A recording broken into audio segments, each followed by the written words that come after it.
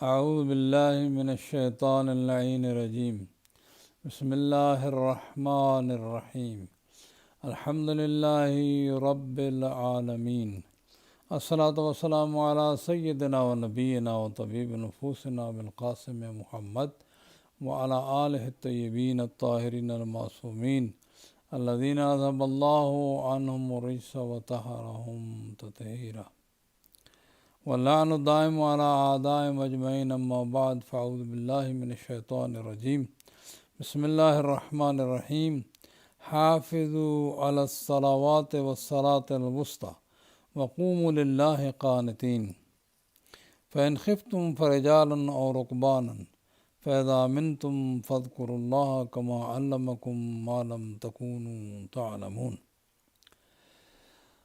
السلام علیکم ورحمۃ اللہ وبرکاتہ۔ معزز سامعین، آج آپ کی خدمت میں دوبارہ حاضر ہوا ہوں اور یہ آیت نمبر سورہ بقرہ کی 239 ہے۔ اس میں 238 اور 239 دو آیتیں میں نے تلاوت کی ہیں۔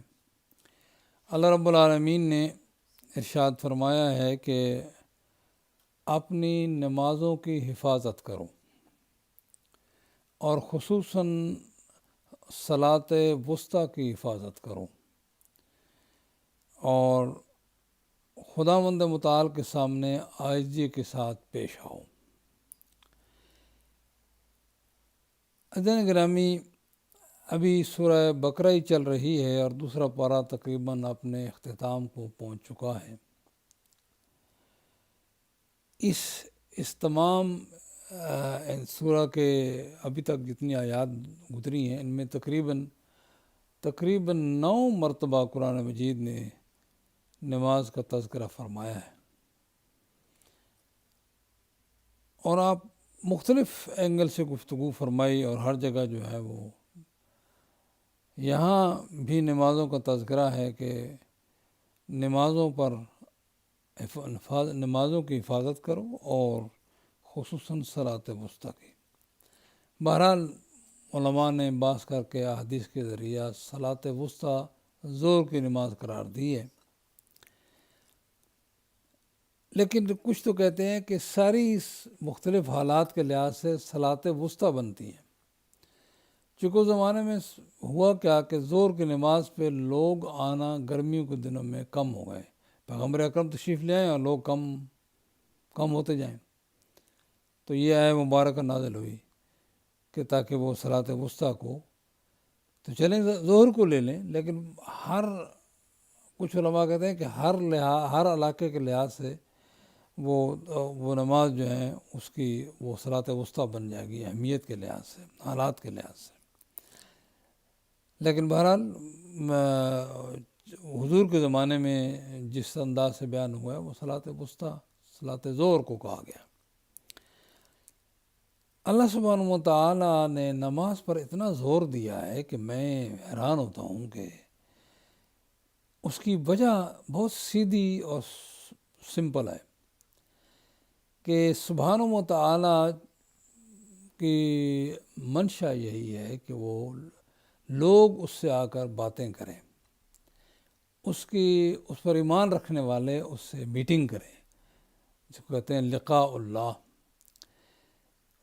اور اسی لیے بہت زور دیا ہے، تقریباً 300 سے زیادہ مرتبہ قرآن مجید میں نماز کا تذکرہ ہوا ہے۔ اب اس پر یہ تو اہمیت ہو گئی نماز کی، اور بہت سمپل سی بات ہے کہ خدا سے باتیں ہیں۔ سورہ حمد کو صرف ترجمہ پڑھ لیں، پتہ چل جائے گا کہ رب العالمین نے یہ باتیں خود سکھائی ہیں۔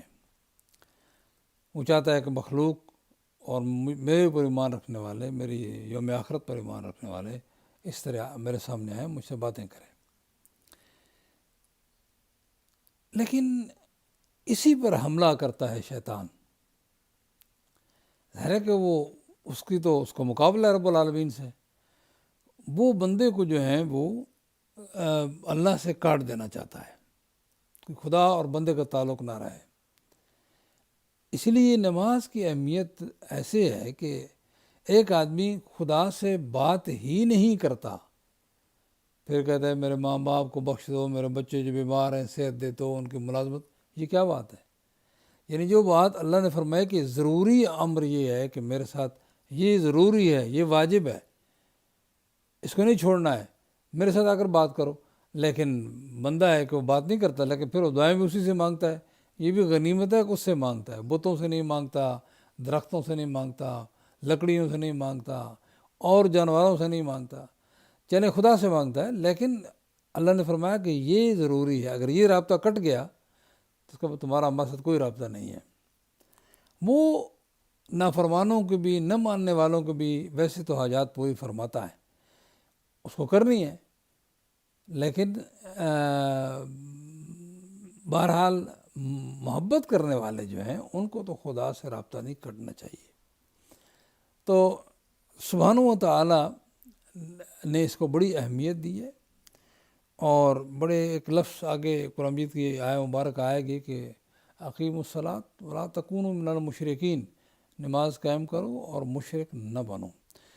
نماز نہ پڑھنے والا بہت مشکل ہے کہ اس کے کوئی دوسرے اعمال قبول ہوں۔ حدیث پاک میں آیا ہے، جامع الاخبار میں ایک حدیث آئی ہے کہ اگر نماز قبول ہو گئی تو سارے دیگر اعمال بھی قبول ہونے کے چانسز ہیں، اگر نماز قبول نہ ہوئی تو پھر دوسرے اعمال کے قبول ہونے کے چانسز کم ہیں۔ بہت سمپل ہے، پھر بہت سمپل بات کر رہا ہوں کہ خداوند متعال سے جو آدمی بات نہیں کرنا چاہتا، وہ باقی اعمال کی قبولیت کی کیسے توقع رکھ سکتا ہے کہ میرے اعمال قبول ہو جائیں؟ اور پھر وہ کیسے توقع رکھ سکتا ہے کہ ائمہ میری شفاعت کریں گے جب وہ رب محمد و آل محمد سے وہ بات بھی نہیں کرتا؟ آپ سوچیں کہ آپ اپنے بزرگ کے ساتھ کوئی دوسرا آدمی بات نہ کرے، ایسے گزر جائے، اور ایک مرتبہ 2 مرتبہ آپ اس کو سلام تک نہیں لیں گے اس سے، کیوں؟ آپ کے بزرگ کی توہین کی۔ جو آدمی اس میں ایک توہین کا پہلو نکلتا ہے، کہ جو آدمی رب العالمین کی توہین کا پہلو نکلتا ہے، رب کہتے ہیں آؤ میرے ساتھ باتیں کرو، ہم کہتے ہیں ہمارے پاس وقت نہیں ہے۔ یہ بات عزیزان گرامی اس پہ غور کرنے کی ضرورت ہے، اپنے بچوں کو بھی، فیملی کو بھی تیار کرو کہ رب سے رابطے میں رہیں، اگر وہ رابطہ کٹ گیا بہت مشکل ہے۔ فرمایا کہ اگر تم خوف میں ہو، دیکھیں رب نماز کہاں اگر تمہیں خوف ہو فین خفتم، دوسری آیت میں فرجالن، تو پیدل، اور رکمانن یا رکبانن، سواری پر، اور جب تمہیں خوف دور ہو جائے تو پھر اللہ کا ذکر کرو جسے تمہیں تعلیم دی گئی ہے، ما لم تکونوا تعلمون، پھر اس طرح نماز پڑھو جس طرح تمہیں تعلیم دی گئی ہے۔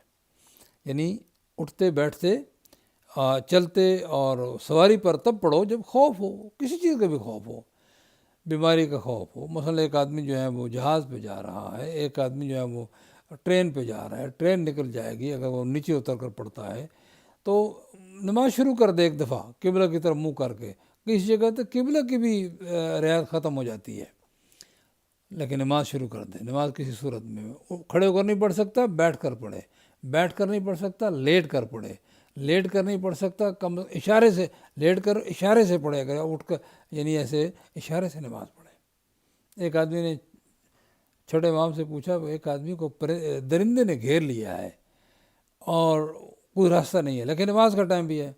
فرمایا جیسے وہ نماز کی نیت کر لے، قبلہ شرط بھی نہیں ہے، دوسری بھی شرطیں ساری ختم ہو گئی ہیں، لیکن خدا سے رابطہ ضرور کرے۔ اللہ، غرق ہو رہا ہے ایک آدمی، اس کو پتہ چل گیا ہے کہ میں اب غرق ہونے سے بچ نہیں سکتا، بس نماز کا ٹائم اس کو محسوس ہوا، کہا کہ اسی وقت نماز شروع کر دے، یعنی تکبیر کہہ کے تکبیر اللہ سبحانہ وتعالیٰ سے باتیں شروع کر دے، وہی بچانے والا بھی وہی ہے۔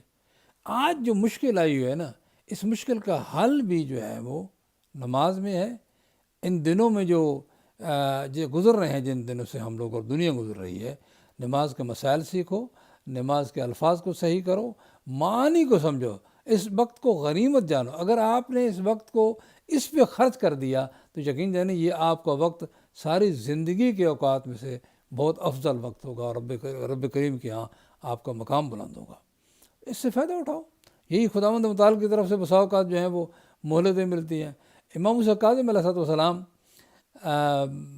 جو شدید ترین قید خانہ تھا، اس میں وہ فرماتے ہیں یا اللہ میں نے ہمیشہ تجھ سے دعا مانگی ہے کہ مجھے اپنی ذات کے لیے فارغ کر دے تاکہ صرف میں ہوں اور تیری ذات ہو۔ یہ ایسی محبت ائمہ کی، اور ہم لوگ جو ہیں کم از کم فرض نہ ادا کریں، پھر نماز کو ذرا تھوڑی سی توجہ کے ساتھ آپ کیا کہہ رہے ہیں، ایسی یہ بات سمجھ آنی چاہیے، اس لیے کہ آپ باتیں کر رہے ہیں فٹافٹ کھٹا ایک آدمی جو ہے وہ بسم اللہ الرحمن الرحیم الحمدللہ رب العالمین الرحمن الرحیم مالک یوم الدین، یہ سپیڈ لگانا، جلدی جلدی پڑھنا، ہاں اگر کوئی مشکل پیش آئی تو پڑھ سکتے ہو، چل الفاظ صحیح کہو، ذہن میں اس طرح معنی اس کے یاد کر لو جو غیر عرب ہیں، تاکہ آرام سے کسی بزرگ سے بات کرنی ہو، کسی آفیسر سے بات کرنی ہو تو آپ کیسے کرتے ہیں؟ اسی طرح کرتے ہیں۔ رب العالمین سے آپ بات کر رہے ہیں، ذرا آرام سے سوچ سمجھ کر میں کیا کہہ رہا ہوں، زبردست بات ہے، کیا میں نے کوئی غلط بات کہی ہے؟ آپ اس پہ غور کریں، یہ بڑی مزے والی بات ہے، اس سے لطف اٹھائیں آپ۔ اور پھر ان دو آیتوں کے بعد میں ایک بڑا لمبا قصہ ہے اور اس میں بہت سے لیسنز ہیں ہمارے لیے، وہ ہے آیت نمبر 233 ہے سورہ بقرہ کی۔ رب العالمین ارشاد فرمایا بسم اللہ الرحمن الرحیم الم تر الی الذین خرجوا من دیارہم وهم الوف حذر الموت فقال لهم اللہ موتوا ثم احیاهم ان اللہ لذو فضل علی الناس ولکن اکثر الناس لا یشکرون وقاتلوا فی سبیل اللہ واعلموا ان اللہ سمیع علیم من ذا الذی یقرض اللہ قرضا حسنا فیضاعف له اضعافا کثیرا واللہ یقبض ویبسط وَإِلَيْهِ تُرْجَعُونَ۔ احمد دو باتیں یہ، اور پھر آگے دوسرا وہ بنی اسرائیل کا قصہ ہے کہ ایک پوری قوم، نبی نے کہا کہ کچھ جہاد کرنا ہے، اور انہوں نے جہاد کی بجائے کہا وہاں تو جو ہے وہ طاعون آیا ہوا ہے، وبا آئی ہوا ہے، یا یوں سمجھے کرونا آیا ہوا ہے، وہ وہاں سے نکل کر جو ہیں وہ بھاگ کھڑے ہوئے دوسری طرف۔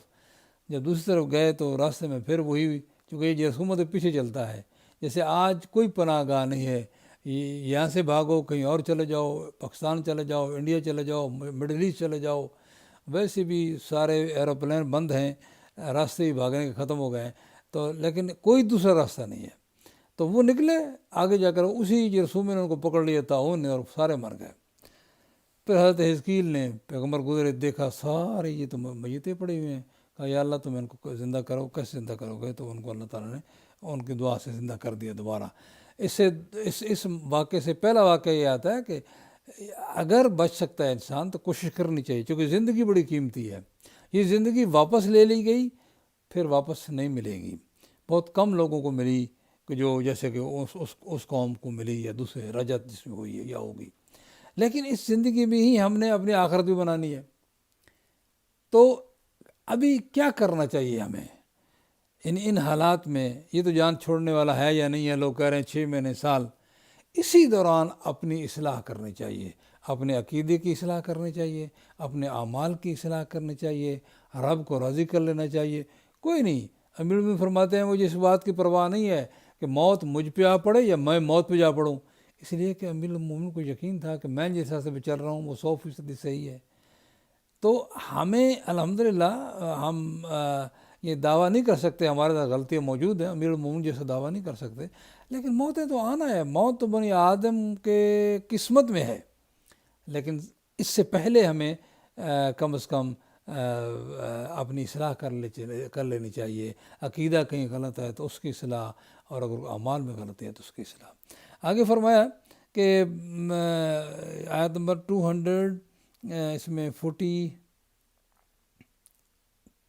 ہے میرے خیال، 244 ہے، 40 بہت چھوٹا لکھا ہوا ہے۔ بہرحال آیت نمبر من ذا الذی یقرض اللہ قرضا حسنا، کون ہے جو اللہ کو قرض حسنا دے تو وہ اس کو دگنا کر کے، کئی گنا کر کے دے گا۔ اللہ ہی جو ہے وہ یقبض و یبسط، کم بھی کرتا ہے زیادہ بھی کرتا ہے۔ اب یہ قرضہ کیا ہے؟ ایک تو وہ واجب قرضہ ہے جس کو زکوٰۃ اور خمس کہتے ہیں، وہ بھی قرضہ ہے، رب کریم اس کو سمجھتا ہے تو نے دیا ہے تو میرے اوپر قرض ہے تیرا۔ دوسرا ہے مستحب رائے خدا میں صدقہ دینا، رائے خدا میں انسانوں کی مدد کرنا، مومنین کی مدد کرنا، یہ جو ہے نا یہ کرتا. آج اس کی بڑی ضرورت ہے. جو کچھ کر سکتے ہیں بڑا اچھا موقع ہے کہ خدا کے بینک میں جمع کرا دو، بہت کچھ واپس ملے گا. اور اس میں خیال نہ کرو کہ کسی کو بتانے کی ضرورت ہے، اس لیے کہ جس نے واپس دینا ہے، جو اس کو قرض کہہ رہا ہے. اور اس میں ذرا اس جملے میں غور کریں، سب کچھ اسی کا دیا ہوا ہے، ہر چیز کا مالک وہ ہے، اور دے کر وہ کہتا ہے مجھے دو، قرضہ دو. حالانکہ اس کو قرضے کی ضرورت نہیں ہے، اس لیے کہ سب کچھ اسی کے ہاتھ میں ہے. مگر اس نے ایسے الفاظ استعمال کیے ہیں کہ اس میں اس کی عظمت بھی ہے، مگر وہ قرضہ ہمارے لیے، وہ اپنے لیے نہیں مانگ رہا، اس کا کوئی رشتہ دار نہیں، کوئی عزیز نہیں، وہ ہمارے ہی رشتہ دار ہیں، ہمارے ہی مسلمان اور انسان بھائی ہیں جن کے لیے وہ قرضہ مانگ رہا ہے. لیکن وہ جب کوئی دے گا خدا کے لیے تو رب العالمین اس کو کئی گنا کر کے واپس دے گا. پھر وہ یہ کہتا ہوں، اگر یہ قرضے، صدقے، نیازیں، ہر چیز قبول کروانی ہے تو نماز کو نہ چھوڑنا، نماز کو نہ چھوڑنا، خدا سے رابطہ رکھنا. کم از کم خداوند متعال سے سلام دعا تو رکھو. یہ نماز میں کتنا ٹائم لگتا ہے؟ یہ سلام دعا ہے. خدا سے سلام دعا تو کرو، پھر اس کے بعد جو ہے اس سے توقع رکھو کہ وہ مہربان ہے، وہ کرم فرمائے گا، وہ دوسروں کی نسبت آپ کو جو ہے وہ ترجیح دے گا. بہرحال آگے ایک طویل قصہ ہے کہ الم تر الی الملأ من بنی اسرائیل من بعد موسیٰ، یہ آیت نمبر 246. اذ قالوا لنبی لهم مبعث لنا ملکا نقاتل فی سبیل اللہ قال هل عصیتم ان کتب علیکم القتال الا تقاتلوا قالوا وما لنا الا نقاتل فی سبیل اللہ وقد اخرجنا من دیارنا وابنائنا. کچھ لوگ حضرت موسیٰ کے بعد بنی اسرائیل میں سے ان کے نبی شموئیل اس کی خدمت میں آئے، کہنے لگے کہ ہمیں تو دوسری اس قوم نے وہ بھی فلسطین میں تھے کہ انہوں نے بڑا مارا کوٹا ہے، ہمارے جو ہے وہ ہمارا کوئی لیڈر مقرر فرمائیں آپ، اور اس کے بعد جو ہے وہ ہم اپنے اس کی قیادت میں، لیڈر میں جو ہے وہ آگے بڑھیں، لڑیں اللہ کے راستے میں. تو نبی نے پھر کہا کہ شاید لڑائی اگر فرض ہو جائے تو پھر ایسے نہ ہو کہ تم سستی کرو. کہنے لگے نہیں، ہم تو لڑیں گے، کیوں نہیں. وما لنا الا نقاتل فی سبیل اللہ وقد اخرجنا من دیارنا، ہمیں اپنے گھروں سے نکال دیا، وہ ابنائنا، ہمیں اپنے ابنا سے نکال دیا. تو ان کو پکڑ لیا انہوں نے، اس نے وہاں یہ آئے نبی کے پاس. میں سمجھتا ہوں بڑی سمجھدار قوم تھی کہ نبی سے کہا کہ ہمارا لیڈر مقرر کر دو. اگر ہم مسلمان بھی پیغمبر کے پاس جاتے نا، کہتے کہ آپ کو قرآن مجید نے فرما دیا ہے انک میتون وانہم میتون، آپ کو موت آنی ہے، تو پھر ایسے ہے کہ کوئی لیڈر تو ہمارا اپنے بعد مقرر کر دیں، چونکہ آپ خدا وہی سے آپ سے تعلق ہے. لیکن یقین جانیے بہت سیریس غلطی ہوئی مسلمانوں سے کہ پیغمبر سے پوچھنے کے بجائے خود فیصلے کرنے بیٹھ گئے، اور اس کا رزلٹ آج تک مسلمانوں میں تفرقہ ہے. آج تک مسلمان ایک دوسرے کو مار رہے ہیں، آج تک دنیا بھی ان کو مار رہی ہے، ان کو لوٹ بھی رہی ہے، ڈرا کر ان کا مال بھی چھین رہی ہے. تو کوئی ان کا پرسان حال نہیں ہے. اس قدر اتنی آبادی، 1/3 آبادی دنیا کی، اور سارے وسائل ان کے پاس ہیں، لیکن ذلیل و خوار ہیں. آج سب سے ذلیل و خوار جو قوم ہے وہ مسلمان ہے، اور وہ جن کا مال لوٹا جا رہا ہے، جن کا خون جو ہے اس کو پانی سے بھی بے قیمت ہے. کیوں؟ اس لیے کہ انہوں نے غلطی کی. لیڈرشپ جو ہے وہ ہمیشہ صحیح فیصلے کرتی ہے. تو وہاں میں ان کو یہ شاباش دیتا ہوں کہ نبی کے پاس آئے. اگر یہ بات اس وقت حضور کی خدمت میں بھی مسلمان کر دیتے تو مسئلہ حل ہو جاتا. کوئی لڑائی جھگڑا نہیں، کوئی اختلاف نہیں. بعد میں جو لڑائیاں ہوئی ہیں، دیکھو 30 سال بعد پیغمبر کے، 25 سال بعد پیغمبر کی ذات کے بعد سخت لڑائیاں ہوئی مسلمانوں میں، سول وار شروع ہو گئی، یعنی حضرت علی کے زمانے میں. یہ کیوں ہوا؟ اس لیے کہ لڑائی اسی اقتدار پہ ہوتی ہے. پیغمبر ایک نظام جو لے کر آتے ہیں، نظام کے لیے کوئی منتظم چاہیے، اور وہ پیغمبر اگر فیصلہ فرما دیتے تو مسلمانوں کا کام تو سب مان لیتے. پیغمبر نے فیصلہ فرمایا، لیکن بہرحال جنہوں نے ماننا تھا مانا، جنہوں نے نہیں مانے. مگر یہ فیصلہ پیغمبر سے کراتے، خود اپنے ہاتھ سے سنا کرتے تو بڑا اچھا تھا. بہرحال پیغمبر نے کہا ٹھیک ہے، پیغمبر نے حضرت طالوت کو ان کا بادشاہ بنا دیا، ان کا لیڈر بنا دیا۔ کہنے لگے ہیں یہ تو غریب آدمی ہے، ہم امیر آدمی ہیں، پیسے والے ہیں، یہ کیسے ہو سکتا ہے؟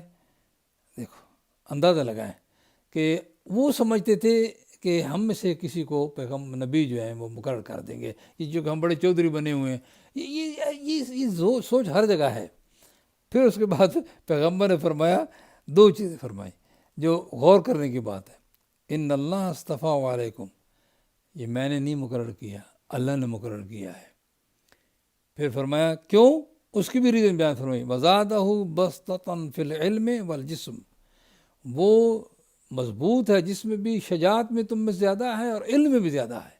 یہ دو صفات قرآن مجید نے معیار قرار دی کہ لیڈر اگر کسی نے بننا ہے اور نبی نے بنانا ہے تو وہ اسی کو بنائے گا جو علم میں زیادہ ہو اور شجاعت میں زیادہ ہو۔ اب تھوڑی سی توجہ خدا را اس قرآن مجید کے واسطے سے جو سننے والا ہے وہ سنے کہ کیا یہ آیت نہیں بتا رہی کہ پیغمبر اگر کسی کو بنائیں گے جو سب سے زیادہ بہادر ہوگا اور سب سے زیادہ جو علم رکھتا ہوگا۔ اب آپ سوچیں اور غور فکر کریں کہ اس وقت کے مسلمانوں میں جو پیغمبر کے ارد گرد تھے ان میں کون تھا جس کا علم بھی بہت زیادہ تھا، سب سے زیادہ تھا، اور جو سب سے زیادہ شجاع تھا؟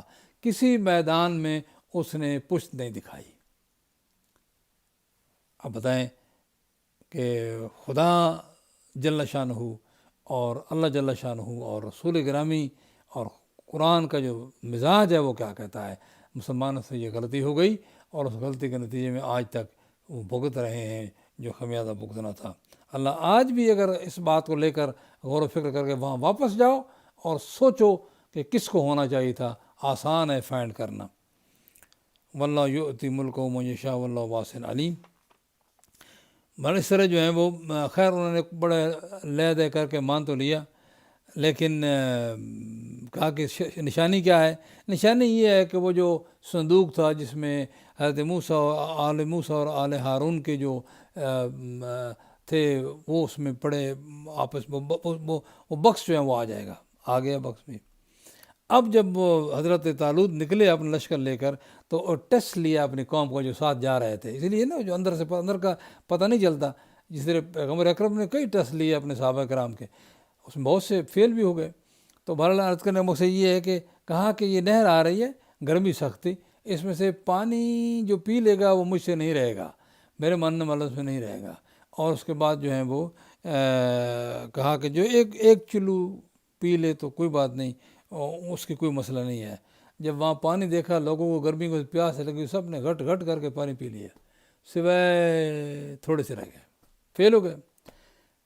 پیغمبر کی امت فیل ہو گئی۔ پیغمبر نے فرمایا کہ میں اپنی اہل بیت کو، قرآن و اہل بیت کو چھوڑ جا رہا ہوں، اور پھر کہا اہل بیت، میری اہل بیت کا خیال رکھنا، ان کے آگے نہ بڑھنا، ان کو سکھانا نہیں، سیکھے ہوئے ہیں، خبردار، اذکرکم اللہ فی اہل بیتی، میں اپنے اہل بیت کے بارے میں تمہیں بار بار نصیحت وصیت کرتا ہوں۔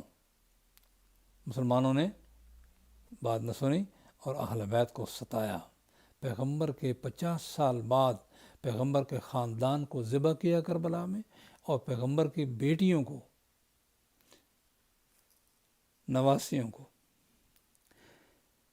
قید کر کے بازاروں درباروں میں پھرا، نعرہ تکبیر بلند کر رہے تھے۔